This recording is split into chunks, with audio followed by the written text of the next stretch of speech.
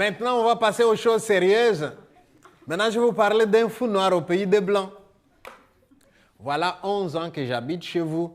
Et depuis que je suis en Belgique, j'ai beaucoup entendu parler des gens qui viennent d'ailleurs. On les appelle les sans-papiers, les candidats réfugiés, les clandestins. Et on se pose beaucoup de questions à leur sujet. Qu'est-ce qu'il faut en faire de tous ces gens? Est-ce qu'il faut tous les régulariser? Est-ce qu'il faut les renvoyer dans leur pays? Ou bien ouvrir des centres pour les enfermer? C'est des questions à l'ordre du jour. Et il arrive que les autorités belges décident que dans un village ou dans un autre, on va ouvrir une maison d'accueil pour ces gens-là. Mais en attendant qu'on désigne le village où on va les mettre, c'est tous les Belges qui tremblent, pourvu qu'ils ne viennent pas chez nous. Et lorsqu'on dira c'est dans votre village qu'on va les installer, tout le monde est en colère. Qu'est-ce qu'on a fait au ciel pour mériter ça? Donc pour mériter que les étrangers viennent chez nous. Moi, je n'oublierai jamais un soir, j'étais chez moi en train de suivre les journaux télévisés. À côté de moi, ma fille Christelle, 12 ans en ce moment-là.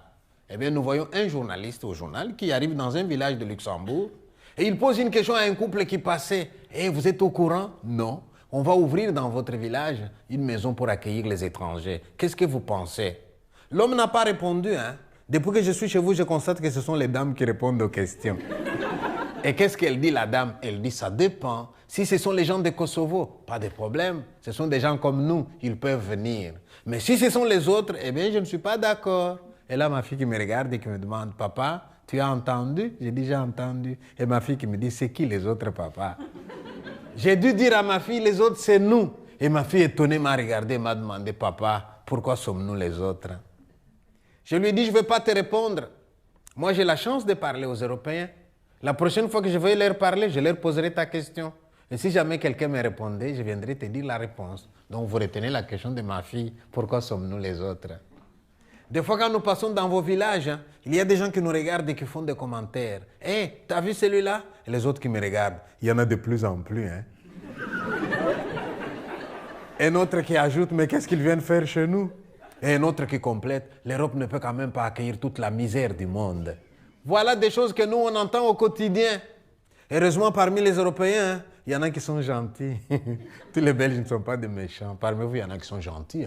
Et ceux d'entre vous qui sont gentils sont nos amis. Et nos amis belges, parfois, ils nous posent la question, dis-moi, Pi, quand tu entends qu'on t'appelle la misère du monde, qu'est-ce que tu as envie de dire? Et là, moi aussi, je réponds, je dis, ça dépend. Si c'est lui qui dit ça est pressé de partir, je le laisse partir. Mais si c'est quelqu'un qui a du temps, qui veut vraiment savoir qui je suis, d'où je viens, pourquoi je suis parti de mon pays, qu'est-ce que je fais là, comment ça se passe pour moi, et même s'il ajoute après, quand est-ce que vous rentrez dans votre pays, monsieur? Eh bien, c'est à ces questions-là que je vais répondre. Mais je vous préviens, au moment où j'essaye de répondre à ces questions, ce n'est pas pour attirer l'attention sur moi. Moi, j'ai de la chance. La preuve, vous me donnez l'occasion de pouvoir vous parler. Mais pendant que moi, j'ai cette chance de pouvoir vous parler, je sais qu'il y a des gens venus d'ailleurs qui dépriment dans leurs appartements. Il y en a qui ne comprennent même pas les langues d'ici. Il y en a qui sont dans une procédure interminable. Alors, ils ont peur du gendarme, ils ont peur du policier, ils ont même peur du facteur. Parce que c'est lui qui, tôt ou tard, apportera la lettre recommandée avec l'ordre de quitter le territoire. Alors si à partir de ce que je vais vous dire, vous pouvez penser un peu à tous ces gens-là qui n'ont pas la parole, eh bien j'aurais joué un petit rôle quelque part. J'aurais été la voix des sans-voix, celui qui parle au nom de ceux qui ne peuvent pas parler, et mon exil aura eu un sens quelque part. Mais avant de continuer, je voudrais quand même vous faire une petite remarque. Quand moi j'étais élève au collège dans mon pays, j'ai eu aussi la chance d'avoir des profs qui venaient de l'Europe. Et je me souviens de notre prof d'histoire, le pauvre. Un jour, il a dû nous parler de la guerre mondiale. Et nous avons levé les doigts. Monsieur, qu'on se batte en Afrique, normal, nous sommes des sauvages. Mais vous, les civilisés, pourquoi vous vous êtes battus? 14-18, 40-45, Hiroshima, Nagasaki, chambre à gaz, bombardement, mine antipersonnelle qui coupe les jambes des enfants. C'est ça la civilisation, monsieur? Il était gêné, le pauvre. Et il nous dira, mais vous savez, les causes de la guerre ne sont pas recherchées dans l'actualité du moment. Et il nous a parlé des causes lointaines de la guerre mondiale, qu'on a retrouvées en philosophie, avec un certain Nietzsche et sa théorie du surhomme. Mais j'ai envie de vous dire la même chose. Vous voyez quelqu'un comme moi qui passe dans vos rues, vous me demandez pourquoi je suis parti de mon pays. Je vais vous le dire. Mais moi aussi, je vais commencer par les causes lointaines de mon exil. Et c'est quoi les causes lointaines de mon exil? Eh bien, c'est l'histoire de l'Afrique. Il était une fois des Africains, n'est-ce pas, là-bas chez eux en Afrique. Ils vaquaient à leurs activités quotidiennes là-bas chez eux. Ils ne savaient pas où se trouve Ostende. Hein? Ils ne savaient pas où se trouve Bruxelles. Ils étaient chez eux. Mais voilà qu'en 1884, quelque part à Ostende, un certain Léopold II, roi de Belge, rencontre Stanley, un explorateur anglais.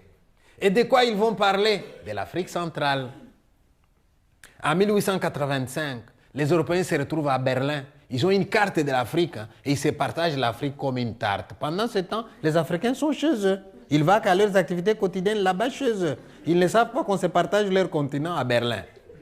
Et lorsqu'on a fini de se partager l'Afrique, eh bien, Léopold II, roi de Belge, devient propriétaire de mon pays, qu'il va d'ailleurs appeler État indépendant du Congo. Déjà indépendant, hein, comme pour dire à la Belgique, tu ne t'appelles pas. État indépendant, propriété privée, à moi, Léopold II.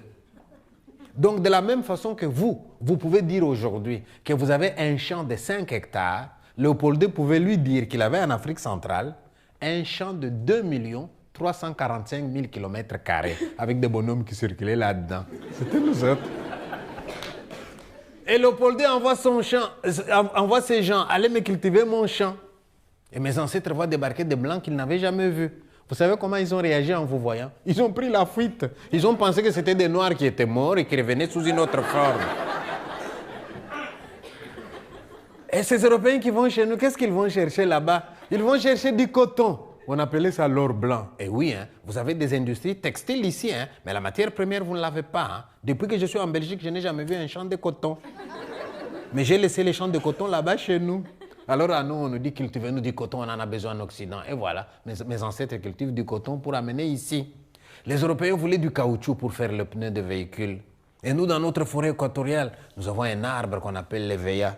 Il suffit de les saigner, vous avez du latex. Avec ça, vous faites les caoutchoucs, vous pouvez faire le pneu de véhicule.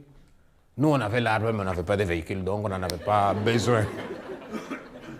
Les Européens voulaient du thé, ils voulaient du café, ils voulaient du tabac. Tout ça, ça pousse chez nous. Vous voyez comment commencent les relations nord-sud? Ce n'est pas seulement du nord au sud, mais ce que je vous raconte là, du sud au nord. Hein. Mais à ce moment-là commence aussi une injustice qui n'a pas encore été corrigée jusqu'à maintenant. Maintenant que moi j'habite chez vous, je vous admire quand je vous vois travailler. Vous avez fini de produire quelque chose? Je vous demande, ça coûte combien? Et vous me répondez, attendez, je vais calculer mon prix. Et je vous vois calculer votre prix. Comment vous faites? Quels sont les paramètres que vous prenez en compte pour calculer votre prix? Vous allez me dire, matière première, ça m'a coûté autant. Nombre d'heures de travail, amortissement de mes machines, taxes, bénéfices. Voici mon prix. Mais allez demander un peu aux Africains qui produisent aussi des choses qui viennent ici. À combien vous allez vendre? Ils vous répondront au prix qu'on voudrait bien nous donner. Eh oui, ça a toujours été comme ça. Hein. Ce qui est produit là-bas, le prix est fixé par celui qui achète. Et celui qui achète, il fixe le prix en fonction de ses intérêts à lui. Ça a toujours été comme ça. Hein. Heureusement, parmi vous, hein, il y en a qui sont gentils aujourd'hui et qui se battent dans les associations comme Oxfam, Opération 1111, pour qu'il y ait un commerce équitable dans le monde, pour supprimer la dette du tiers-monde, parce que cette dette, elle pèse sur nous alors que nous ne méritons pas cette dette-là. Mais ces Européens qui vont chez nous ne sont pas tous des enfants de cœur. Hein. Il y en a qui sont durs avec les Africains là-bas, qui les maltraitent d'ailleurs aussi. Alors en 1908, il y a des journalistes d'ici qui vont aller voir un peu là-bas, parce qu'ils ont entendu dire que les agents de Léopold II abusaient parfois de leur pouvoir. Et quand ils arrivent là-bas, ils se rendent compte que ce n'est pas faux. Vous savez la punition qu'ils avaient là-bas quand tu n'as pas produit suffisamment? On te coupe la main droite. Vous vous rendez compte? Tel jour, le blanc viendra peser ce que vous avez produit. Vous n'avez pas produit suffisamment, punition, punition, allez, coupez la main. Et quand ce reportage va être fait ici, les Européens d'ici ne sont pas d'accord. Hein. On fait pression sur le roi et le roi reconnaît que tout ça arrive parce que le Congo est trop grand. À lui tout seul, il ne peut pas le gérer. Alors il va donner le Congo à la Belgique. Et là, nous sommes en 1908. Mon pays change de nom. Ce n'est plus l'État indépendant du Congo, propriété privée du roi Léopold II. Mon pays devient Congo belge, colonie de la Belgique. Là, on envoie des Européens plus ou moins bien intentionnés. Et ils partent avec une mission qu'ils appelaient mission civilisatrice. Et quand ils sont venus chez nous, ils ont fait aussi des choses qui nous ont profité. Une des bonnes choses que les Blancs ont fait quand ils sont venus chez nous, ils ont mis fin à l'esclavage. Parce que nous, on était un continent où les gens pouvaient dire, on va à la chasse. Et à la chasse, on attrape quelqu'un comme moi. On lui met des chaînes aux bras et aux pieds. On le marque au fer. On va le vendre aux États-Unis. C'est de là que viennent les Noirs américains. Hein. Eh oui. lorsqu'il a fallu construire les États-Unis. À défaut de machines, on a dit qu'il faut des hommes forts qui aiment le travail. Et les hommes forts qui aiment le travail, vous savez où on les a trouvés? En Afrique. Maintenant, je suis étonné. Quand je passe dans vos rues, un Européen qui ne connaît pas l'histoire, il me regarde passer, il crie « fainéant ». Mais quand il y a un blanc qui travaille très dur, vous savez comment on dit aussi? Il travaille comme un nègre.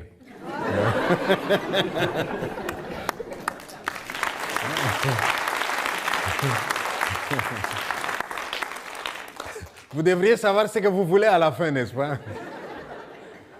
Les Européens nous apportent la médecine occidentale. Avec la médecine d'ici, les Blancs ont fait beaucoup de bien en Afrique.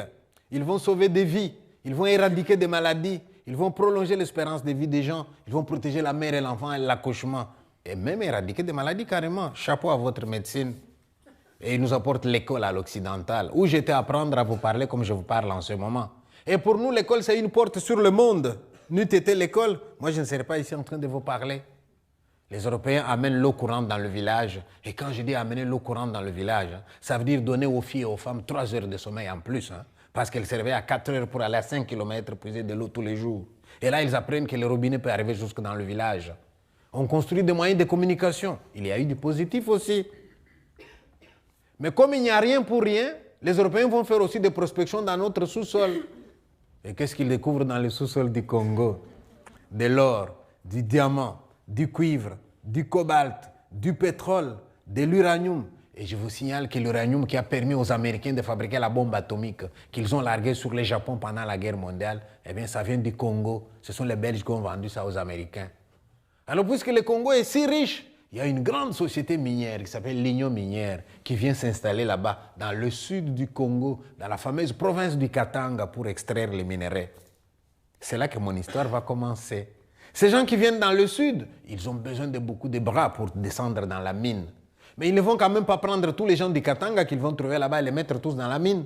Il faut qu'il y en ait qui restent aussi à l'agriculture. Donc, ils vont engager une partie des Katangais dans la mine, mais ils vont aller au Kasaï, au centre du Congo, dans la fameuse province du Kasaï. Et ils prennent beaucoup de gens du Kasaï. Allez, vous allez travailler à Lubumbashi, dans les mines au Katanga. Et moi, je suis un ancêtre, un descendant de ces gens-là. Nous sommes allés là-bas pour travailler. Mais vous allez voir maintenant les revers de la médaille. Tous ces gens qui viennent de loin pour travailler dans la mine, ce n'est pas toujours facile la mine. Vous descendez jusqu'à 1500 mètres en dessous, vous creusez, vous creusez, vous creusez. Si vous n'avez pas bien respecté les normes de sécurité, eh bien vous pouvez avoir un affaissement du sol qui enterre tout le monde. Ou alors une coulée de boue qui vient de l'extérieur et qui ensevelit les gens là-dedans. Ce n'est pas facile de travailler dans la mine. Et même si vous n'avez pas un accident dans la mine, au bout de 20-30 ans, vous en sortez malade. À force d'avoir respiré la fumée et l'humidité là-dedans, ce n'est pas évident de travailler dans la mine. Tous ces gens qui vont travailler dans la mine doivent habiter quelque part. Alors les Européens, logiquement, commencent par construire des villes qu'on appelle villes minières. Allez vous promener de ces côtés-là, vous allez voir de belles villes. Les Kassi, Jadoville, Kolwezi, Kipushi, Lubumbashi, c'est de belles villes minières. Et dans ces villes, on a prévu des quartiers pour les travailleurs. Ça veut donc dire que pendant que monsieur descend à la mine, son enfant va à l'école, parce que dans le camp des travailleurs, les Européens ont prévu une école. En cas de maladie, madame va au dispensaire. Si madame doit accoucher, elle va à l'hôpital. Et il y a même un service de protection maternelle infantile. L'eau est potable, il y a les courants électriques, l'hygiène s'améliore. Eh bien, ces gens vont se développer petit à petit. Et les années passent vite. 1960, le Congo est indépendant. Les Européens doivent partir. Nous restons entre nous, alors là, les problèmes commencent. Parce que là où on fait maintenant le bilan dans la province, on se rend compte que parmi les intellectuels de cette province-là, il y a quand même une bonne proportion de descendants des mineurs qui, pour la plupart, ne sont pas originaires de cette province-là. Voilà comment nous devenons des mal-aimés. Voilà comment on va nous accuser d'avoir été favorisés par les Européens. Voilà pourquoi on va décider de nous mettre dehors. Vous allez dire, mais c'est un même pays. Eh oui, mais les Kasaï, c'est à 1000 km de là. Et vous allez dire, mais comment on vous reconnaît? C'est marqué dans nos pièces. Date et lieu de naissance. Katanga, province d'origine. Mes parents étaient venus d'eux. C'est marqué. Et on décide de nous chasser. Et nous avons été chassés la première fois dans les années 60. Et n'oubliez pas, Lumumba a été tué en 61 de ces côtés-là. Lumumba, c'était un Kasaïen aussi. À ce moment-là, ça ne va pas aller. Les Kasaïens dehors. Nous sommes partis. Quand Mobutu va reprendre le pouvoir, il se rend compte que pour diriger le Congo, il lui faut de l'argent. Et la Gécamine, c'est ça qui donne l'argent au Congo à ce moment-là. Alors il dit, mais ces gens-là, moi j'ai besoin d'eux. Hein. D'autant qu'on avait tous, c'était des gens qui avaient une expérience professionnelle de plus de 20, plus de 30 ans. On va nous rappeler. Et Mobutu va instaurer la paix. Et puis on va de nouveau vivre convenablement jusqu'à 90. Une deuxième épuration ethnique va se présenter pour qu'on nous mette de nouveau dehors. Que s'est-il passé au Congo en 90, en 90? Eh bien, tous les Congolais étaient d'accord sur un point. L'ennemi du Congo, c'est qui? C'est les dictateurs. Il faut qu'ils s'en aillent. Mais le dictateur était intelligent. Il s'est dit, comment créer une diversion? Je vais créer une guerre artificielle ici, dans mon pays. Comme ça, quand ils vont s'entretuer, moi, j'irai avec mon armée, je vais mettre de l'ordre. Comme ça, l'opinion internationale qui nomme le président quelque part en dessous, eh bien, verra qu'il n'y a que moi. Et ils vont me maintenir au pouvoir. Et Mobutu va appeler quelqu'un du Sud, qu'il va nommer Premier ministre, alors que la conférence nationale avait nommé Premier ministre quelqu'un du Kasaï. Et Mobutu savait qu'en mettant de côté celui du Kasaï, en nommant quelqu'un du Katanga, il opposait déjà les deux provinces. Et il va dire à celui-là, vous rentrez chez vous au Katanga, vous faites en sorte que la province du Katanga me soutienne, et je vous permets, vous, de mettre dehors les Kassaïens qu'il y a chez vous. Vous prenez leur travail, vous prenez leurs biens, et voilà, ça va continuer. Et moi, j'aurai le pouvoir si j'ai la province la plus riche. Cet homme-là va marcher avec Mobutu. Et nous, on est au Katanga où on voit les discours qui changent. Ils viennent là-bas à la télévision. Hé, on était d'accord de mettre Mobutu dehors, n'est-ce pas? On va un peu patienter. Parce qu'il n'y avait pas que lui comme ennemi. Nous avons deux ennemis. Mobutu d'un côté et les Kassaïens de l'autre. Alors, qu'est-ce qu'on va faire? On se sert de l'un pour vaincre d'abord l'autre. Alors maintenant, on va d'abord coaliser avec Mobutu pour mettre les Kassaïens dehors. Et c'est des chansons pour exciter les gens. On va prendre des gens qui n'ont pas de boulot. On les drogue, on dit attaquez les Kassaïens. Quand ils seront partis, vous aurez leur travail, vous aurez leurs biens. Et ils vont attaquer. Ça a commencé à Jadoville, pour ceux qui connaissent les Katanga, Likasi, Jadoville. Ensuite, Kolwezi, Lubumbashi, timidement, on n'a pas beaucoup attaqué à Lubumbashi. Et comment est-ce que ces gens-là procédaient? Le matin, on laisse monsieur sortir, aller au travail. Et parfois, il y avait des gens qui allaient travailler à 15 km de chez eux. Hein. Alors, si on vous attaque au travail, vous êtes vulnérable parce que vous n'êtes pas tout près de votre maison. On laisse les gens sortir le matin. Et dès qu'ils arrivent au bureau, on vous attaque sur le lieu de service. Là, vous êtes faible parce que votre préoccupation, mes enfants, où sont-ils en ce moment? On a chassé les enfants de l'école en même temps. Et madame à la maison, on l'a chassé de la maison. Alors vous voyez l'homme chassé du boulot qui sort. Sur le chemin, il cherche ses enfants. À l'école, il a ses enfants. Et quand il arrive tout près de la maison, madame vient en pleurant. Les gens n'ont plus qu'une direction qu'on leur indique. Allez à la gare. Là, vous allez prendre un train qui va vous amener au Kasaï, à 1000 km de là, d'où étaient venus vos ancêtres. Mais le fameux train qu'on demande aux gens d'aller prendre, n'allez pas le comparer au vôtre. Hein. Quand j'arrive moi dans une gare en Belgique et que j'entends, le train est annoncé avec un retard probable de 5 minutes. Et je vois les Belges en colère en train de râler. Vous êtes des râleurs, hein, les Belges. Mais nous, le train qu'on nous a demandé d'aller prendre, il était attendu avec un retard probable d'1 trimestre, s'il vous plaît. Il y a des gens qui l'ont attendu pendant plus de 6 mois, qui attendaient le train. J'aurais bien voulu voir un Belge qui attend un train comme ça. Nous, Africains, ça nous amuse quand on voit un Belge qui attend un train. Il est tellement pressé, il s'énerve, il fait les 100 pas, il est déjà en colère alors qu'il n'est pas encore l'heure. Et parfois, il arrive que le train arrive à l'heure, mais le Belge va quand même encore râler en disant « Encore un peu, il est arrivé en retard, tiens. »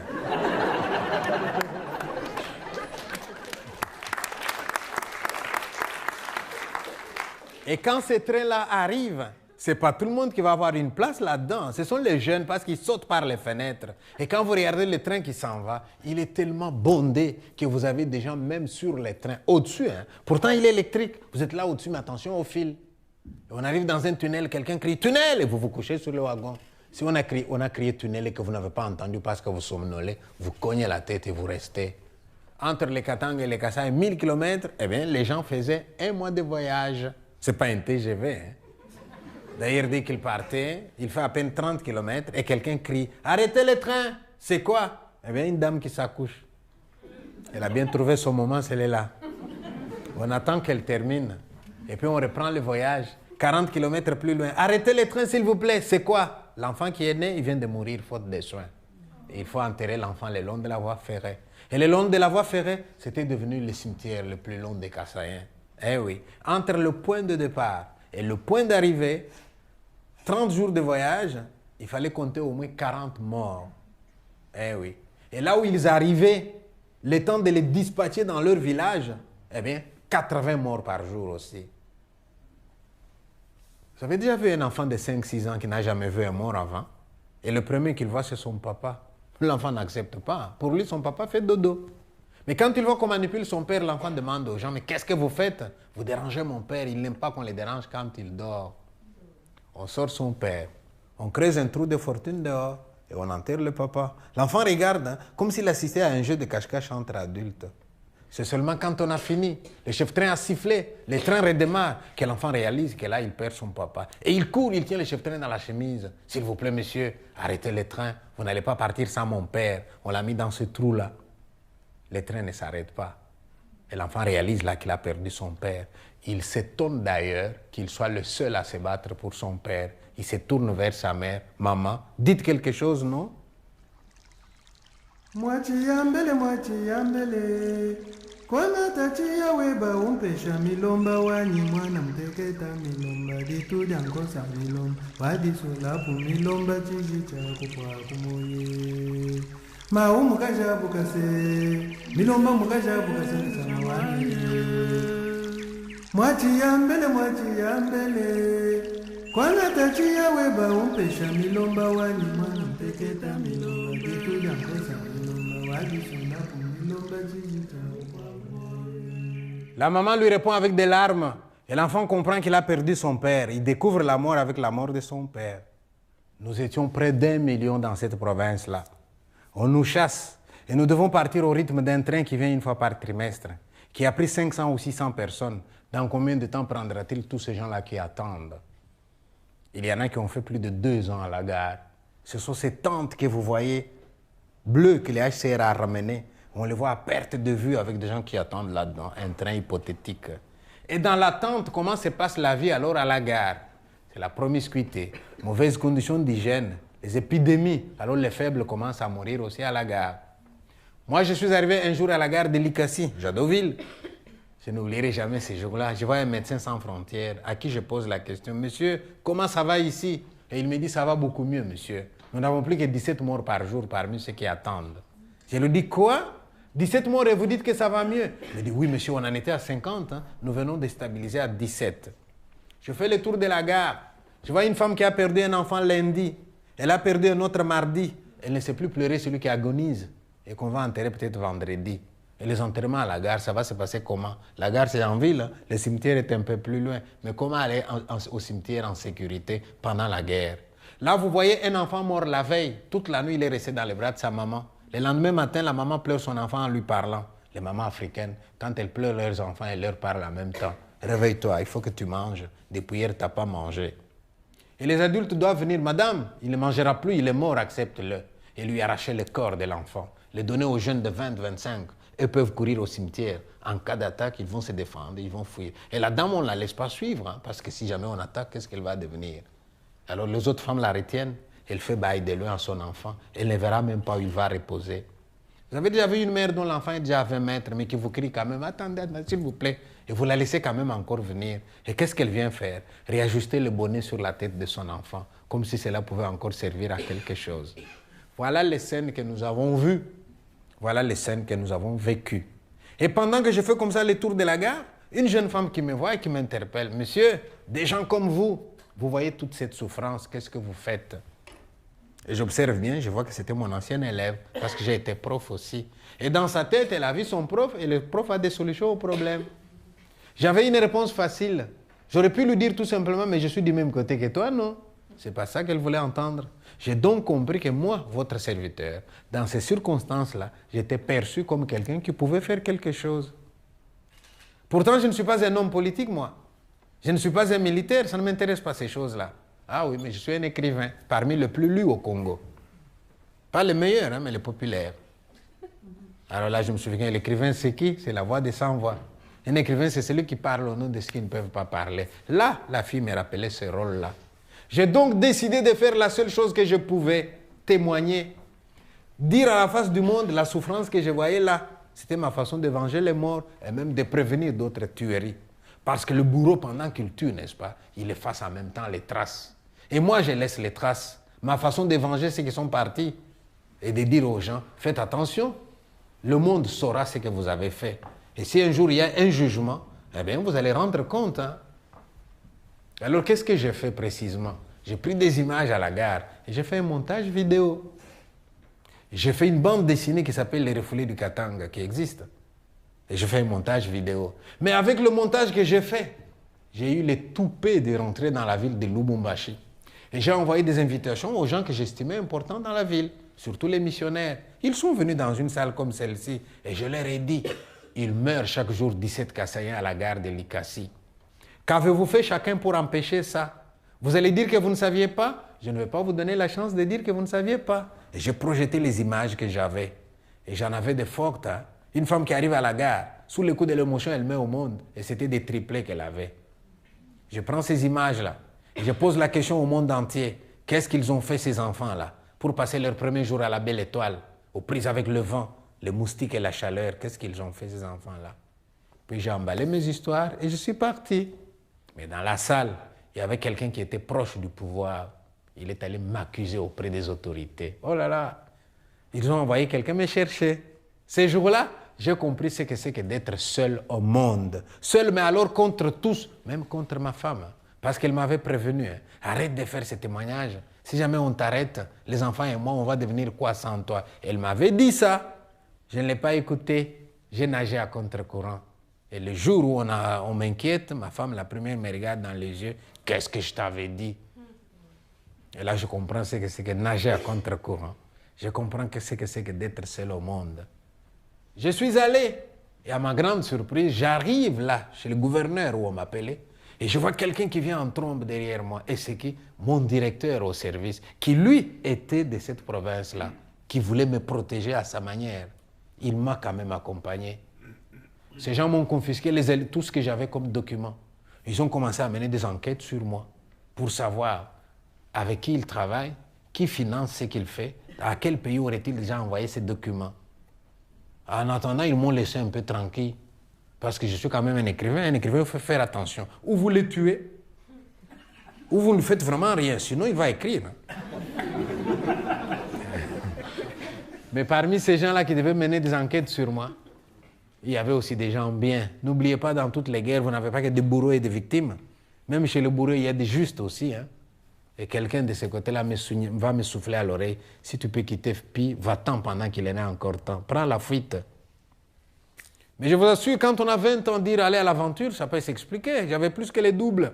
Marié, père de 6 enfants, une bonne carrière professionnelle. Je venais de terminer la construction de ma maison. Je ne l'ai même pas habité, même pas un jour. Et il a fallu que je parte. J'ai eu plus de chance que les autres. Parce que sur mon chemin, j'ai rencontré un Européen, un Belge, venu là-bas pour voir un peu de quoi il retournait. Et cet homme me trouve dans cette situation-là. Eh bien, il m'a tendu une perche. Il me donnait une petite bourse. Et je voyageais en sa compagnie jusqu'à Kinshasa. À Kinshasa, j'étais accueilli par les pères de Saint-Paul, qui sont mes éditeurs, pendant un mois. Le temps que les Belges me trouvent un visa. Et voilà comment je suis venu dans votre pays. J'aurais donc répondu à la question, pourquoi ils partent de chez eux? C'est pas que matin, moi j'ai dit à ma femme, chérie, fais-moi ma valise. Hein. Je vais en Belgique, il fait meilleur là-bas. C'est pas vrai. Dans mon cas, c'est un père de famille qui s'en va, qui laisse sa femme et ses enfants derrière lui. C'est un cadre d'une entreprise qui brise une carrière professionnelle. C'est quelqu'un qui a construit sa maison et qui ne va pas l'habiter, même pas un jour. Et je suis venu chez vous. Mais lorsque nous arrivons de ce côté ici, comment les choses se passent pour nous? Eh bien, mon baptême, je l'ai eu à Bruxelles National. Au moment où j'ai pris l'avion, chez moi, 40 degrés de température. J'arrive chez vous, moins 6 degrés. Je vous assure, ça nous glace quand nous arrivons. On n'est pas toujours habillé en conséquence. Hein. Parfois, on est en sandales et en t-shirt. Je me souviens avoir vu un Africain qui avait la chance d'avoir son enfant. Et l'enfant qui grelottait de froid et qui demandait à son père, « Papa, c'est toujours comme ça ici ?» Et l'enfant qui répond, oui, il paraît. Et l'enfant qui dit, rentrons chez nous, papa, c'est pas bien ici. Pendant ce temps, je vois un Belge qui marche, lui, à l'aise dans le froid. Et je lui demande, monsieur, c'est toujours comme ça ici, le climat? Et lui, il me regarde, il me dit, non, aujourd'hui, il fait doux. Aujourd'hui, il fait beau.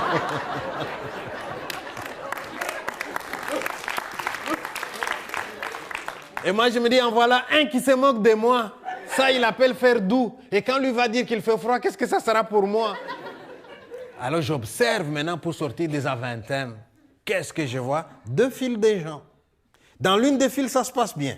Les gens montrent à peine le passeport, ils sortent. Hein? Mais dans l'autre, contrôle des papiers, fouille dans la valise, interrogatoire. Moi, je me dis, oh là là, 2 files. Ici, des gens respectables et ici, des gens bousculables. Vous savez ce que j'ai fait? Je suis allé du côté où ça se passait bien et j'ai fait la file. Je me croyais respectable. Et voilà quelqu'un qui vient vers moi. Monsieur, qu'est-ce que vous faites là? J'ai dit, je fais la file, vous voyez bien. Il me dit, allez de l'autre côté. J'ai dit, non, hein. Vous avez vu comment on se bouscule là-bas? Et lui, il me dit, monsieur, vous vous êtes regardé? Et je me suis regardé. Et pour la première fois, je découvre que je suis noir. Un jour, dans une école, un élève m'a dit, monsieur, mais arrête d'exagérer. Pour la première fois, vous découvrez que vous êtes noir. Et avant, vous pensiez que vous étiez rouge. J'ai répondu, avant, je pensais que j'étais un homme tout simplement. Je ne savais pas que j'étais un homme noir. Ma couleur, c'est dans votre regard que je la vois. Mais je vous souhaite vous aussi de venir au Congo. Hein. Pendant que vous passez, je vois mon fils à la fenêtre. Hein. Papa, viens voir un blanc qui passe. Ce jour-là, vous allez prendre aussi conscience de votre couleur. Mais attendez, je ne veux quand même pas exagérer maintenant et dire qu'à Zaventem, il y a 2 fils blancs et noirs. Hein. Mais il y en a quand même 2. Hein. Européens, Schengen, c'est vous. Et non-européens, c'est nous. Alors chez les non-européens, il y a encore une autre hiérarchisation. Un jour, j'ai vu quelqu'un qui venait de Colombie et il me dit, monsieur, nous les Colombiens, chaque fois qu'on arrive dans un aéroport ou dans une gare, on nous fouille tout le temps. On pense que nous avons toujours de la drogue. Heureusement, j'ai trouvé un truc. J'ai dit, c'est quoi ton truc? Il me dit, maintenant, quand j'arrive dans une gare ou dans un aéroport, je m'aligne toujours derrière un noir. Alors lui, on les contrôle et moi, on me laisse passer. Et il dit, chaque fois qu'il a essayé, ça marche. Alors il continue. Je suis donc allé dans cette file-là. Et vous savez les questions qu'on nous pose dans l'autre file? Monsieur, d'où venez-vous? Qu'est-ce que vous venez faire ici? Quand est-ce que vous rentrez chez vous? N'oubliez pas de rentrer. J'ai dit, ouais, bravo les Belges, comme accueil, vous êtes des champions. Hein?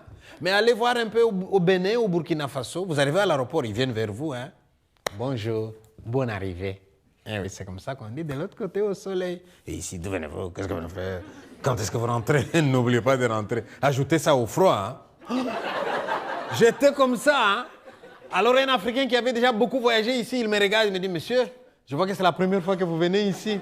J'ai dit, oui, c'est la première fois. Il me dit, vous n'avez encore rien vu, hein, monsieur. Soyez courageux. J'ai dit, oh là là. Alors j'ai téléphoné à un compatriote qui habite ici depuis un bon bout de temps. Il vient m'accueillir quand même à l'aéroport. Et je lui demande, la prochaine étape, c'est quoi? Il me dit, Office des étrangers. J'ai dit, c'est quoi ça, Office des étrangers? Je t'expliquerai. Maintenant, on prend d'abord les trains pour aller en ville. Et on arrive dans le train. Je m'installe, et africain que j'étais, en face de moi, une femme européenne vient s'installer. Et j'oublie que je suis en Europe, et moi, comme en Afrique, j'ai dit directement, bonjour madame. Elle sursaute, elle me dit, vous me connaissez?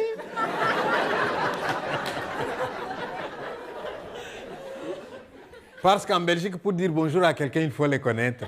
Et moi qui viens d'Afrique, j'ai dit, mais comment vous connaître si je ne commence pas par vous dire bonjour? Alors je demande à mon compatriote, la prochaine étape c'est quoi? Il me dit, Office des étrangers. Je dis, c'est quoi Office des étrangers? Oh, mais c'est un building avec des juristes. Hein. Tu vas là-bas et tu vas raconter ton histoire. Il dit, d'accord. Tu m'accompagnes? Oui, oui. Quand ça, demain? À quelle heure? 5 heures du matin. Je dis, pardon? En Belgique, pendant l'hiver, à 5 heures du matin, les Belges sont déjà au bureau. Non, non, non, c'est nous aller avant pour être dans la file d'attente à un bon endroit. OK, les jours suivants, 4 heures du matin. On est déjà debout. Hein. Pendant l'hiver, je vous assure, il fait froid. Hein. Oh là là. Et on marche pour aller jusque-là. Et on y arrive. On croyait être le premier. La file est déjà longue. Oh là là. Et on se met dans la file. On a l'impression que le temps s'arrête. 5h15 qui ne vient pas. 5h30, une éternité. 5h45, 6h, 6h15, 6h30, 6h45, 7h. Oh là là, ça n'en finit pas. 7h15, 7h30, 7h45, 8h. Alors vers 8h15, les Européens viennent lentement. Ils ouvrent leur bureau lentement. Ils tirent les rideaux lentement. Ils prennent leur café lentement. Et quand ils ont fini, alors ils nous ouvrent une porte. Nous entrons dans un grand hall. Au moment où on entre là-dedans, on est libre. Hein? Mais une fois qu'on est dedans, on n'est plus libre. Parce que derrière nous, ils vont fermer la porte à clé. Certains parmi nous sortiront avec des menottes au poing. Il y a un véhicule qui les attend dehors pour les amener au centre fermé, d'où ils seront expulsés manu militari, parfois avec un coussin sur les nez pour qu'ils ne crient pas. Et d'autres rentreront même dans un cercueil, comme ce fut le cas avec Semira Adamou. Et puis alors on nous donne des numéros. Et nous allons patienter. Ils vont appeler numéro par numéro. Mais si au moins ils pouvaient appeler les numéros comme on a étudié à l'école. 1, 2, 3, 4, 5, 6, 7, 8, 9, 10. Comme ça, si j'ai les numéros 100, je peux dire à quelqu'un, je vais dormir un peu. Si on s'approche de 90, tu me réveilles. Mais ce n'est pas comme ça qu'ils appellent. Vous savez comment ils appellent là-bas? Numéro 14, numéro 203, numéro 308, numéro 4, numéro 27. J'ai dit, mais c'est quoi? On me dit, ah oui, ils sont spécialisés par pays. Si toi, tu es le numéro 1 et tu viens du Congo, et que celui qui écoute les Congolais n'est pas encore là, ce n'est pas toi qui passes. Hein? Alors vous êtes sur les qui-vive tout le temps, sur les qui-vive de 8 à 17. Hein? Mais nous qui savons parler le français, ça va encore. Hein?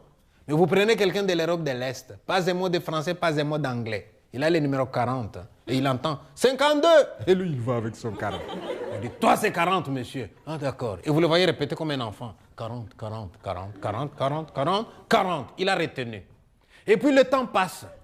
Et on appelle beaucoup d'autres numéros et il oublie son numéro. Un moment, alors plus tard, il entend 140 et il va avec son 40. Mais toi, c'est 40, monsieur. Finalement, il est tellement perdu. C'est nous, les Africains, qui les aidons parfois en lui disant, monsieur, vous assis ici à côté de moi. Moi, écoutez pour vous. Quand lui appelez vous, moi, dire vous et vous allez là-bas. Ça va, monsieur?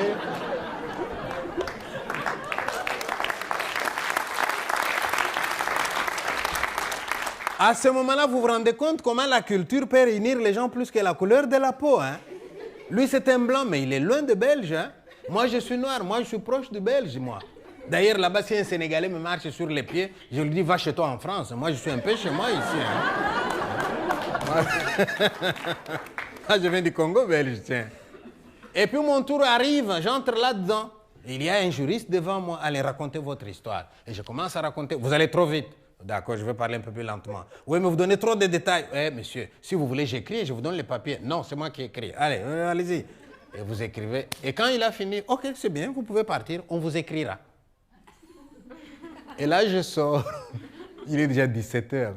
Et mon compatriote vient me voir. Il dit, ça a été? Oui, il m'a écouté, il a dit qu'il faut m'écrire. Maintenant, je demande à mon compatriote, tu penses qu'il va m'écrire demain ou dans une semaine ou dans 2?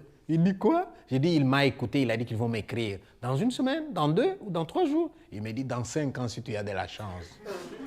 J'ai dit, alors tu n'as pas compris ce que je te demande. Il dit, j'ai compris. Ce monsieur-là t'a écouté, il a pris des notes. Et tu me demandes quand il va te répondre. Je t'ai dit, dans 5 ans si tu as de la chance.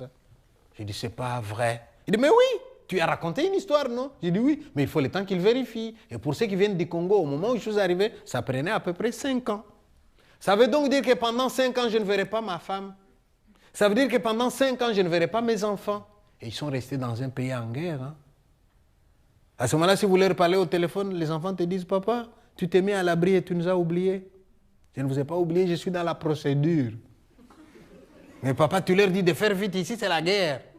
Qu'est-ce que ça peut bien leur faire, mon fils, qu'il y ait la guerre là-bas ou ailleurs? Je vous assure, un moment difficile. Ne vous étonnez donc pas de voir quelqu'un comme moi. Il passe dans vos rues et il est en train de se parler à lui-même. Et vous regardez encore un qui a disjoncté. Comment voulez-vous qu'il ne disjoncte pas 5 ans qu'il n'a pas vu sa femme? Comment voulez-vous qu'il ne disjoncte pas 5 ans qu'il n'a pas vu ses enfants? Je vous assure, un moment difficile. Je vais vous épargner les détails. J'ai attendu aussi, pas 5 ans, j'ai eu un peu plus de chance que les autres. Et à ce moment-là, où est-ce que j'habite à Braine-le-Comte, dans une maison d'accueil où il n'y avait que des candidats réfugiés.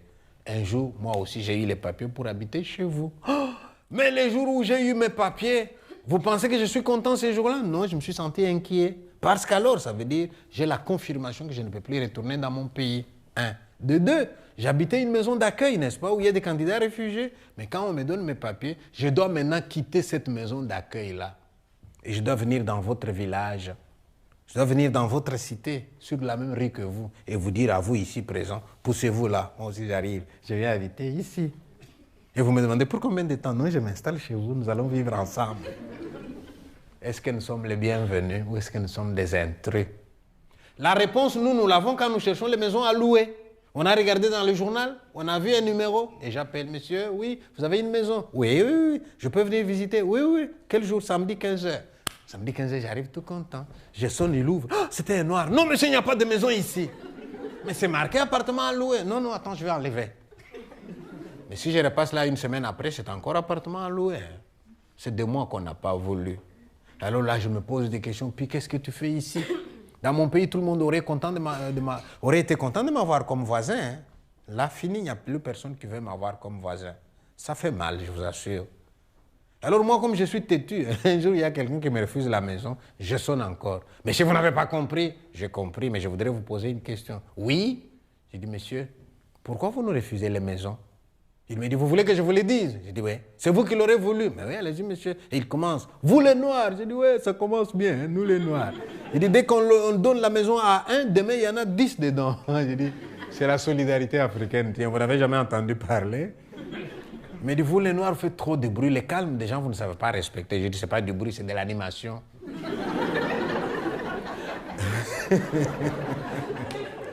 Et il ajoute, hein, vous les Noirs, votre nourriture ne sent pas bon. J'ai dit, attendez monsieur, répétez-moi ce que vous venez de dire là. Notre nourriture ne sent pas bon et votre fromage de herbe là, il sent bon?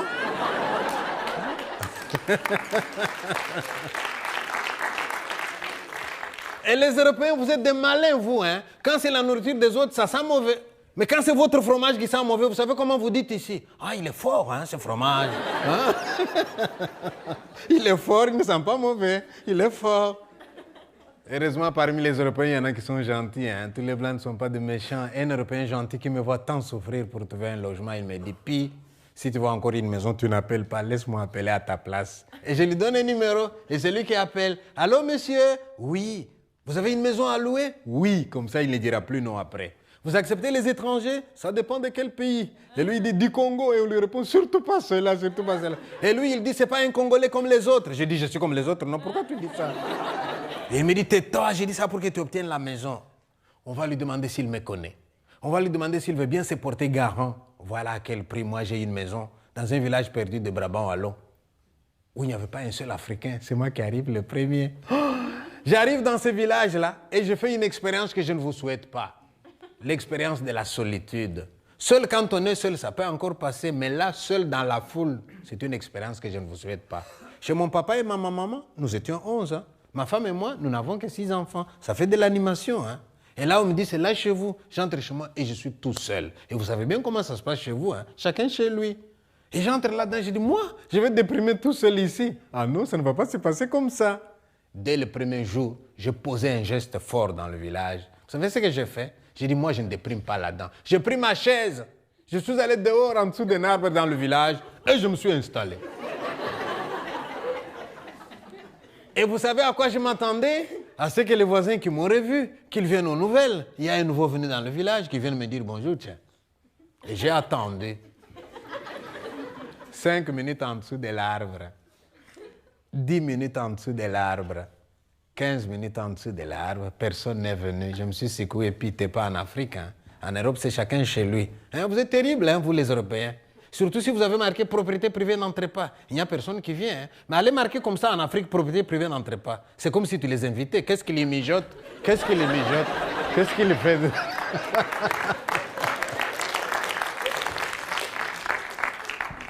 Alors je me dis, je remets ma chaise, je vais alors me promener moi-même dans le village pour voir un peu où je suis tombé. Mais d'un bout à l'autre du village, hein, pas un seul bonjour.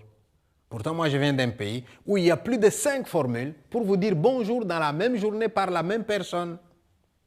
Alors, je dis, oh là là, ça va être difficile pour moi ici. Et même un jour, j'ai raté mon train. Ça peut arriver. J'habite dans un village où le train passe 1 fois par heure, le week-end 1 fois par 2 heures. Alors, dès que je rate mon train, je dis, qu'est-ce que je fais? Je dis, je vais faire comme eux, je vais respecter leurs coutumes. Faire comme les Blancs quand ils ont raté le train. Et je me suis mis le long de la route. Et je fais comme ça. Aucune voiture qui s'arrête. Je dis, on me voit ou on ne me voit pas?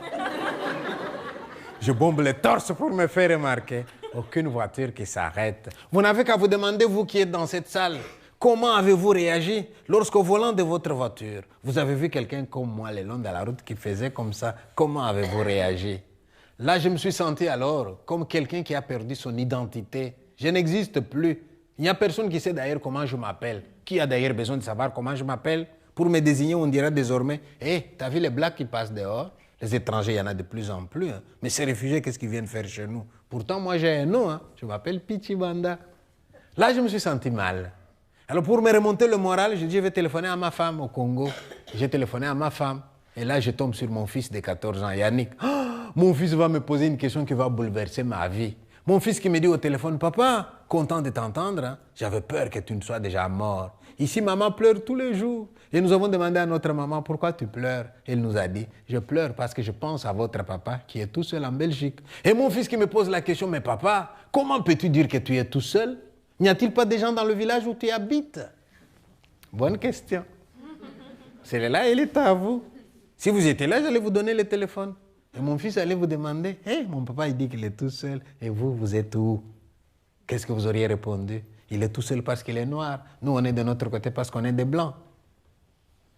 Je n'aurais pas voulu être à votre place et avoir une question comme ça. Et la question de mon fils m'a rappelé un proverbe d'Afrique. Et que dit le proverbe? Le proverbe dit, c'est celui qui a froid qui va vers le feu pour se réchauffer. Ça, vous comprenez difficilement ici. On vous a tellement inventé des trucs, quel que soit l'endroit où vous êtes dans la piste, la chaleur vient vous trouver où vous êtes. Mais ceux qui n'ont pas ça, ils mettent un feu au milieu. Tu as froid, quitte ton coin, viens te réchauffer. Tu restes dans ton coin, c'est toi qui vas avoir froid. Hein? Et moi, je me dis, qui a froid en ce moment? C'est moi. Qui a le feu? Vous, les Européens. Ils ne sont pas venus vers moi. Moi, je vais alors aller vers eux. Et j'ai fait une deuxième expérience dans le village qui a confirmé ma folie. Vous savez ce que j'ai fait? J'ai choisi une rue au hasard dans mon village. Et je suis allé. Je me suis présenté devant la première maison de la rue. J'ai sonné. Un homme a ouvert. Il m'a regardé, je l'ai regardé aussi.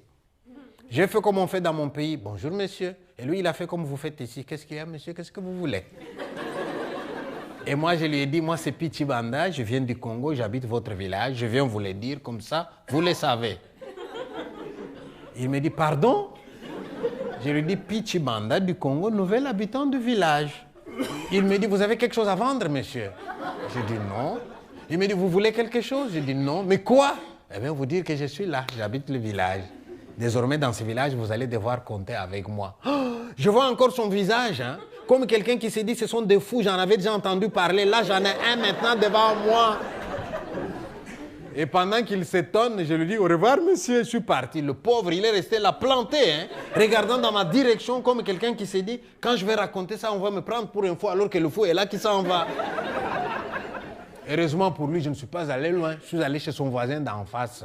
Et quand il m'a vu chez son voisin, j'ai vu que ça les rassurait. Parce qu'il pouvait dire à son voisin, tu l'as vu aussi, n'est-ce pas? Comme ça, à deux, ils seront crédibles quand ils vont raconter. Mais voilà que son voisin m'écoute attentivement. Et quand j'ai fini de me présenter chez son voisin, et son voisin me regarde dans les yeux, il me dit, monsieur, vous voulez entrer chez moi? Je dis, non, monsieur, peut-être un autre jour. Et lui, il me répond, quand vous voudrez, monsieur. Eh oui, ça existe aussi, hein, les Européens gentils. Eh bien, je ne sais pas si c'était un ancien d'Afrique. Hein. En tout cas, il m'a dit, quand vous voudrez. Et j'ai continué. Et la troisième personne sur qui je tombe, c'est le curé du village. Lui, il m'invite chez lui, il m'offre un café. Je discute un peu avec lui et je lui demande, monsieur le curé, dimanche, vous faites la messe à quelle heure? Il me dit 10h45. Je dis, très bien. Je viendrai dimanche à la messe, s'il vous plaît. Vous faites votre messe comme vous avez toujours fait. Mais quand vous avez fini, avant de bénir les gens pour qu'ils partent, hein, vous m'invitez là devant, vous me donnez un peu la parole pendant 2 minutes. Comme ça, je me présente devant tout le monde. J'aurai fini en une séance. Ça va m'épargner de faire des portes en porte. Et le curé me dit, mais ça, on ne fait pas ici, monsieur. Et moi, je dis, mais justement, puisque je n'étais pas encore là. Mais qu'est-ce que vous allez dire, monsieur, aux gens? Je dis, mais vous allez entendre ça. Il me dit, mais être bref, hein? Je dis, d'accord. Dimanche, j'arrive à la messe. Je vois les Européens qui viennent, l'air sérieux. Et là, je commence un peu à me dire, puis tu en fais trop. Mais pendant que je suis en train de me poser la question, comment je vais agencer mes phrases dans pour dire l'essentiel dans quelques minutes, ne pas ennuyer les gens. Voilà que les Européens vont me faciliter la tâche sans le savoir. Ils entonnent une chanson. Et désormais, je dis aux Européens, faites attention à ce que vous chantez. Hein. Et qu'est-ce qu'ils ont chanté ces jours-là? Une chanson dans laquelle on dit, laisserons-nous à notre table un peu de place à l'étranger? Trouvera-t-il quand il viendra un peu d'espace et d'amitié? Et tout le monde qui reprend le refrain, ne laissons pas mourir la terre. J'entends ça, je dis, ouais, c'est bien. C'est pas tombé dans les oreilles d'un sourd, hein? Et au moment où ils me donnent la parole, hein, je leur dis, excusez-moi de vous déranger. J'ai hésité avant de vous parler, mais c'est vous qui m'avez encouragé. L'étranger dont il a été question dans votre chant n'était pas loin. Mais voici, je suis là. Y a-t-il un peu de place à votre table pour moi? Trouverai-je à votre table un peu d'espace et d'amitié? Ou bien est-ce que vous allez laisser mourir la terre? Ouais, ils avaient déjà chanté, hein? j'ai fini de me présenter. Qu'est-ce que j'entends? Des applaudissements. Eh oui, ils m'ont applaudi.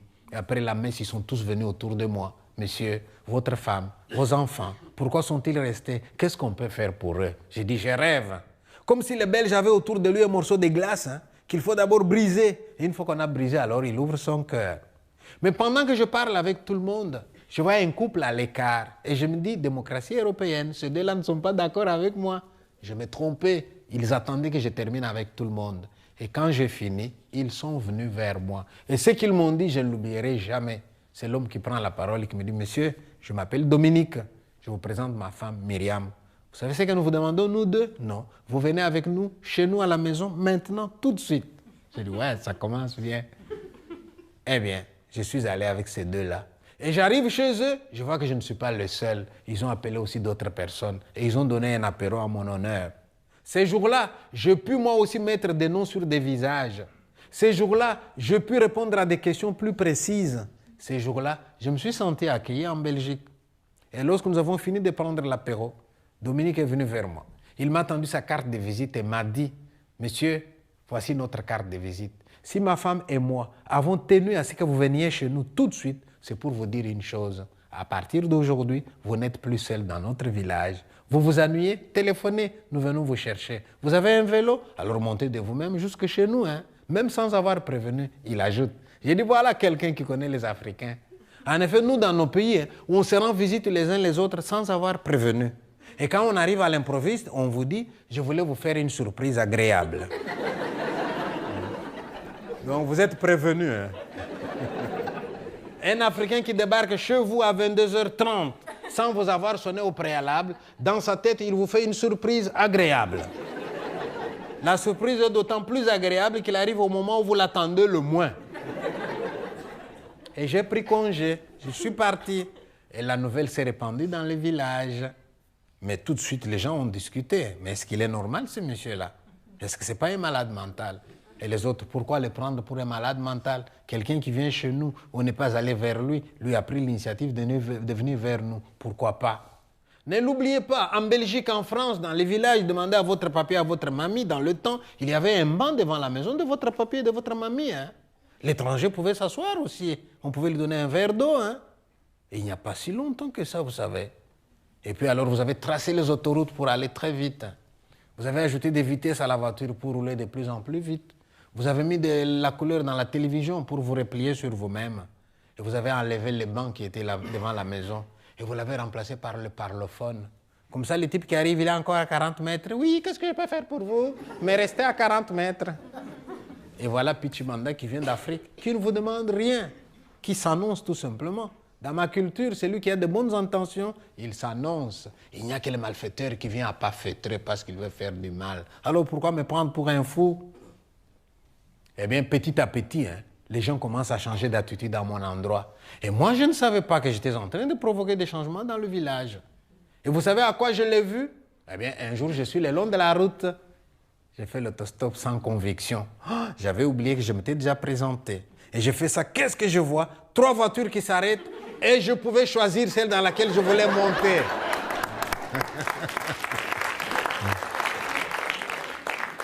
Un autre jour, j'avais travaillé à Liège et je reviens la nuit vers 23h, pendant l'hiver, et je suis dans le train.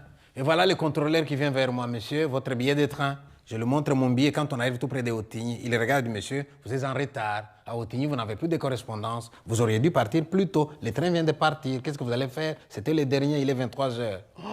Oh là là, j'étais embêté. Je dis, mais il était gentil. Il me dit, qu'est-ce que vous allez faire? Et là, j'ai réagi en africain. Je lui dis une chose à la fois. D'abord, arriver à Otigny et me poser la question là-bas. Pas faire comme les Blancs qui se posent tellement de questions avant qu'ils ne savent plus jouir du moment présent. De toutes les façons, le train ne fera pas marche arrière. Arrivons à Otigny, c'est là que je me poserai la question. Et je me calme jusqu'à Otigny. Mais une fois à Otigny, qu'est-ce que je vais faire? Et pendant que je me pose la question, je regarde à 3 mètres de moi, je vois un ami à moi qui va dans la même direction que moi. Je dis, ouais, chouette, comme ça je ne suis pas seul. À 2, on va trouver la solution. Mais mon ami, il venait compliquer aussi la situation. Parce que mon ami s'appelle Rachid, d'origine marocaine. Donc le problème se complique. Ce n'est plus maintenant, un noir arrive dans une gare à 23 heures, il n'a pas de correspondance. Que fait-il maintenant? C'est un noir et un arabe dans une gare à 23 heures. Ils n'ont pas de correspondance. Qu'est-ce qu'ils font tous les deux? Et moi, je me tourne vers mon ami Rachid, nous n'avons pas de train.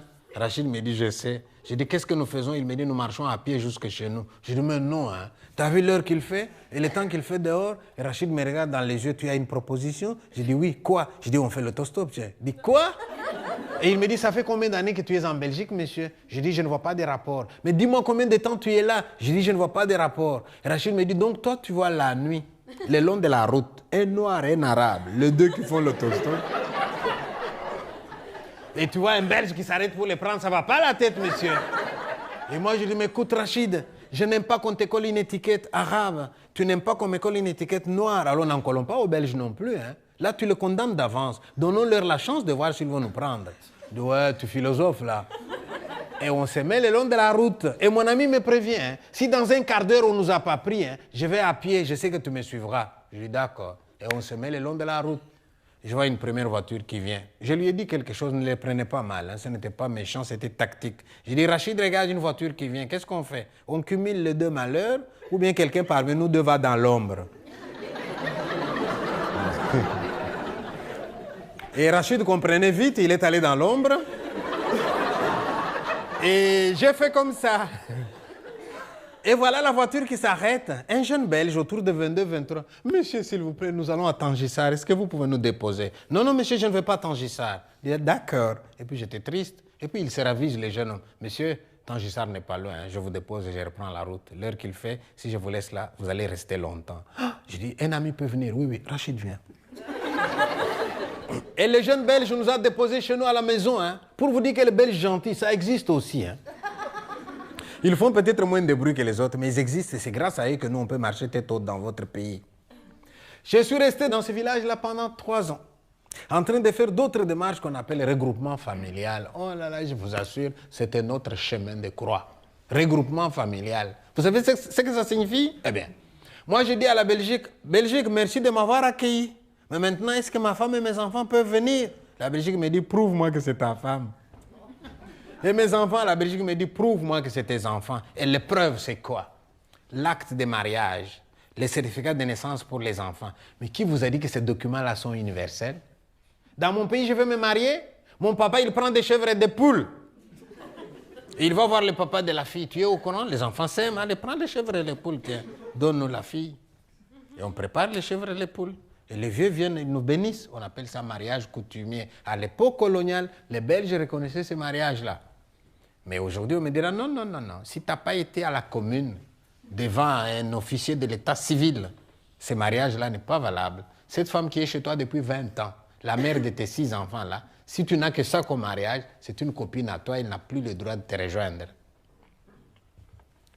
Je dis, attendez, j'ai une autre preuve. Et je sors la photo du mariage, moi et ma femme, bénis par un prêtre belge. Hein.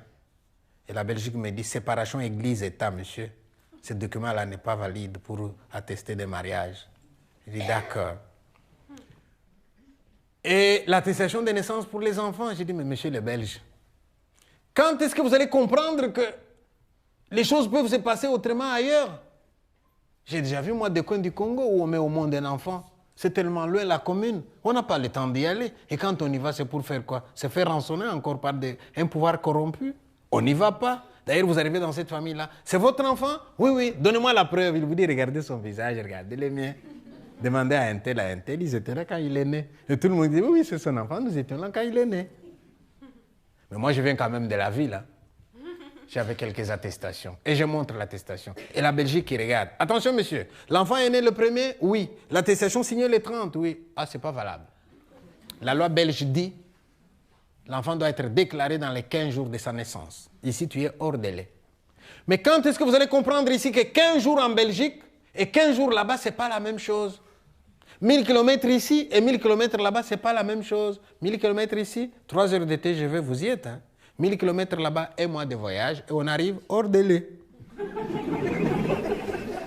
On arrive hors délai. 1 mois de voyage, on arrive hors délai. Ah, la Belgique a une solution. Si les documents sont signés hors délai, pour les rendre valides, ils doivent être précédés par un jugement supplétif du tribunal. Ce qui suppose que ma femme aille voir les mêmes que moi j'ai fui, les autorités que j'ai fui, qu'elle se présente à elle, et arrêtez momentanément votre guerre. Vous vous rappelez un tel que vous avez voulu arrêter en telle année? C'était mon mari, il est en sécurité en Belgique. Arrêtez maintenant votre guerre et tous les problèmes que vous avez. Faites-moi d'abord un jugement supplétif du tribunal. Comme ça, moi, je vais aller les rejoindre et vous allez continuer vos guerres après. C'est ça qu'on nous demande. C'est ça qu'on nous demande pour vous dire, hein, papier impossible à obtenir. Je ne les ai pas obtenus. Hein. J'avais beau venir de Lubumbashi, la deuxième ville du Congo. J'avais beau avoir travaillé à la Gécamine, où on pouvait demander, les enfants sonnaient dans les cliniques Gécamine. Je n'ai pas obtenu tous ces papiers-là. Je me suis battu d'ici, 3 ans plus tard, avec l'aide de la Ligue des droits de l'homme, avec l'aide de la Croix-Rouge, de l'OIM, aide aux personnes déplacées. Ces gens-là m'ont donné un coup de main. Et je ne vous dis pas les jours où un matin, j'ai reçu une lettre du facteur. Et dans la lettre, on me dit, monsieur, dans 2 semaines, votre femme et vos enfants arrivent ici. Oh, j'ai annoncé la nouvelle dans le village où j'habite et c'était la panique dans le village. Parce que ici, 3 enfants, vous appelez famille nombreuse, n'est-ce pas? Là, il y en a 6 qui viennent. Et je vois les femmes belges qui étaient déjà devenues mes amies, qui paniquent à ma place. Puis, tu as des matelas pour tout le monde. J'ai dit, calmez-vous, j'ai des matelas pour tout le monde. Vous savez qu'en Afrique, on peut me les mettre en largeur sur le même lit, non? Et quand je dis ça, j'entends une femme qui dit à son mari, il est fier, hein, il ne veut pas qu'on l'aide. Et la femme belge qui s'approche, puis, est-ce que tu as un fer à repasser? Je dis, oui, j'ai un fer à repasser. Est-ce que je peux voir ton fer à repasser? Il fallait qu'on voie mon verre pour accepter que j'en avais un. Et ils voulaient tous m'accompagner à Zaventem. Hein. J'ai dû insister pour les calmer. Et les Européens, souvent, vous êtes réservés. Mais quand vous avez décidé d'insister, vous savez insister aussi. Et vous savez comment vous parlez ici quand vous voulez insister? Vous dites, vous êtes sûr que vous n'avez pas besoin de nous à l'aéroport? Je dis, oui. Sûr. C'est comme ça que vous parlez. Finalement, pour les convaincre, je leur ai dit, mais si je vous laisse tous venir, ça va faire 40 voitures de cortège. Hein? Mes enfants auront peur. Ils vont me dire, papa, tu es devenu Mobutu en Belgique ou quoi?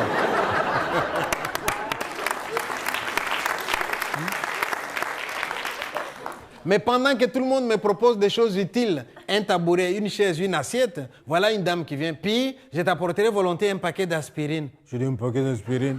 Pourquoi? Elle me dit, j'ai 4 enfants, puis ça fait mal à la tête. Hein. Toi et tes 6, tu en auras besoin. Et moi, je lui dis, madame, ne t'en fais pas, les enfants d'Afrique ne sont pas comme les vôtres. Elle me dit, mais attends qu'ils côtoient les nôtres, tu vas voir ce qu'ils vont devenir. Et je n'ai pas attendu longtemps, vous savez. Les premiers jours, quand mes enfants sont venus, je suis allé à la cuisine, moi. J'ai préparé, j'ai servi, j'ai débarrassé. Et pendant que je fais la vaisselle, ma fille de 12 ans me voit faire la vaisselle. Elle est venue en courant. Mais papa, qu'est-ce que tu fais? Arrête, papa. Et si quelqu'un entrait et te voyait faire la vaisselle? En Afrique, les mecs ne font pas la vaisselle. Hein. C'est maman et les filles. Hein. Papa et les garçons, ils font les jardins. Division du travail. Et ma fille me dit, papa, arrête. Je dis, hé, Christelle, j'ai toujours fait la vaisselle, moi. T'as oublié, hein, tu étais petite. Et ma fille d'autorité qui me dit, papa, t'as fait la vaisselle quand je n'étais pas là. Allez, va au salon, il y a un bon film. Maintenant, c'est moi qui fais la vaisselle. Elle m'a chassé de la cuisine. Je suis allé au salon. Et ma fille a fait la vaisselle à ma place. J'étais content. Je me suis dit, ma fille est là, maintenant, c'est elle qui fera la vaisselle. Mais après l'avoir inscrite dans les mêmes écoles que vos enfants,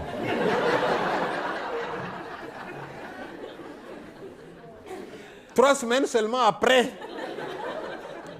j'appelle Christelle. C'est quoi, papa? Tu m'apportes un verre d'eau. Elle vient sans verre d'eau. Papa, tu ne peux pas te bouger toi-même, non? Je ne suis pas ta boniche, moi, hein? J'ai dit, Christelle, c'est comme ça que tu me parles maintenant? Ah oui, hein, tu exagères. Tout le temps, tu m'envoies. Je vais te lire une feuille qu'on nous a donnée à l'école. Elle prend sa mallette, elle me sort une feuille. Tu m'écoutes, hein, papa? Elle lit la feuille. Les droits de l'enfant. Elle me lit les droits de l'enfant. Les jours suivants, moi, je suis allé à l'école. Hein. Madame la directrice, s'il vous plaît, est-ce que je peux avoir un exemplaire des droits de l'enfant? Oui, monsieur, je veux faire une photocopie. Elle me donne une photocopie. Et puis, je lui dis, madame, est-ce que je peux avoir aussi un exemplaire des devoirs de l'enfant? Ah, ça, on n'a pas ici, monsieur. Ça, on n'a pas. J'ai dit, madame, vous avez tort. Les enfants n'ont pas que des droits. Les enfants ont aussi des devoirs. Et ça, en Belgique, vous avez oublié au point de faire de vos enfants des enfants rois, qui en font voir de toutes les couleurs aux profs à l'école, au point que le métier de prof est devenu l'un des métiers dans lesquels on déprime le plus. Les enfants n'ont pas que des droits, hein. Ils ont des devoirs. Et au mieux, non seulement on donne les droits de l'enfant, on leur donne même une adresse, un numéro de téléphone à appeler au cas où ils estiment que c'est leurs droits ne sont pas respectés à la maison. Eh oui, terrible. D'ailleurs, ça ne vous frappe plus, vous. Hein? Vous êtes nés là-dedans. Mais nous qui venons de l'extérieur, ça nous frappe quand on voit une conversation entre une mère et son enfant en Belgique. C'est la mère qui parle, qui appelle son enfant avec tout l'amour maternel. Eric. Eric regarde sa mère. C'est quoi? Et la maman qui dit, et si on faisait ton devoir maintenant? Non.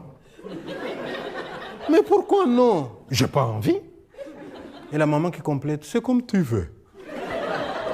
Terrible. C'est comme tu veux.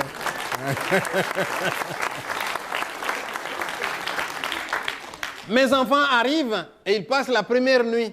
Le lendemain matin, ils me posent la dernière question. Papa, où sont les gens? Je dis, les gens, ils sont chez eux. Mais on ne les voit même pas passer, papa. J'ai dit, ils passent, mais en voiture à 120 km à l'heure. Et comme vous passez à 120 km à l'heure, vous êtes concentré sur la voiture. Vous ne vous parlez plus. Parfois, c'est même monsieur et madame à deux, hein, ils partent. Et au moment, madame veut rompre le silence. Chérie, tais-toi, tu me déconcentres. Et on y va. Je prends mes enfants, je les mets à l'école du village. Ils ont été bien accueillis, hein, pas de problème majeur. Le seul jour où ma fille est venue en pleurant, papa, on m'a traité de noir à l'école. J'ai dit, mais c'est vrai, Christelle, tu es noire. Et tu es belle, ma fille. Tu sais, quand le soleil va venir, tous les blancs, ils vont aller à la mer au soleil pour devenir noirs comme toi. Tu n'as pas besoin de bronzer, toi. Hein? Tu es déjà foncé avant. Et là, il les prend bien. Maintenant, venez voir un peu dans le village où j'habite pendant l'été. C'est plein d'enfants européens qui viennent jouer chez moi. Normal, hein? Surtout quand mes enfants sont arrivés. Tu en as chez toi un qui a 7 ans qui s'ennuie, il vient chez moi, il y a quelqu'un de 7 ans. Tu as un de 12 ans qui s'ennuie, il vient chez moi, il y a quelqu'un de 12 ans. Un de 16 ans, tous les âges sont représentés chez moi. Il y en a un qui était tellement chez nous, maintenant il a diminué, mais au début il était tout le temps avec nous. Hein. Il était tellement avec nous qu'il avait déjà des notions de Swahili. Hein. Sa maman vient les chercher à Pana, Toka, Wende, Mitakufata. Alors qu'il n'avait jamais été en Afrique. Hein. J'ai été étonné aussi un jour, une dame qui vient. Elle vient voir son enfant, elle trouve l'enfant à table en train de manger avec nous. Et je vois la mère européenne qui regarde avec admiration. Elle dit, c'est pas vrai. Ça c'est mon fils qui mange comme ça. Une nourriture d'ailleurs africaine. Mais à la maison, dès que je lui mange, ouais, c'est dégueu, ouais, c'est dégueu. Et là, il mange comme ça. Je dis, madame, c'est normal. 6 enfants, plus 2 parents, plus ton fils, ça fait 9. Le repas prend la lutte d'une compétition sportive, tiens. Il y a de l'émulation là-dedans. Et l'enfant qui mange bien. Hein? Alors, cet enfant, il est tellement chez nous aussi que la dernière fois que nous sommes allés au salon de l'auto pour acheter une voiture, et ma fille qui voit une voiture à 8 places. Papa, regarde, 8 places, c'est ça qu'il nous faut. Et le vendeur qui s'approche. Monsieur, ici, on peut ajouter une banquette et faire 9 places. Et ma fille qui s'exclame. Ah oui, la 9e place, ça sera la place de notre ami le Belge. Et avec ça, vous nous appelez la misère du monde. Nous ne sommes pas la misère du monde. Moi, j'ai vu la misère du monde dans certains villages belges, dans certains villages français. J'arrive, hein, je trouve les gens tristes dans le village. Et je leur pose la question. Pourquoi vous êtes si triste? Monsieur, il n'y a plus rien qui bouge dans ce village. Nous n'avions que l'école qui mettait un peu de la vie, mais même l'école va être fermée, monsieur. Les enseignants vont aller au chômage, les directeurs vont aller au chômage, et nous, on n'a plus d'enfants. Il n'y a pas d'école, il n'y a pas de vie. J'ai dit, pourquoi on va fermer votre école? Ils me disent, il n'y a plus suffisamment d'enfants dans le village. Et moi, je leur dis, vous n'avez pas de l'imagination, vous? Il vous suffirait d'accueillir ici 6 familles africaines. Ça vous fera 6 fois 6 enfants, 36 élèves en un jour, et votre école est sauvée. Vous ne pouvez pas y penser?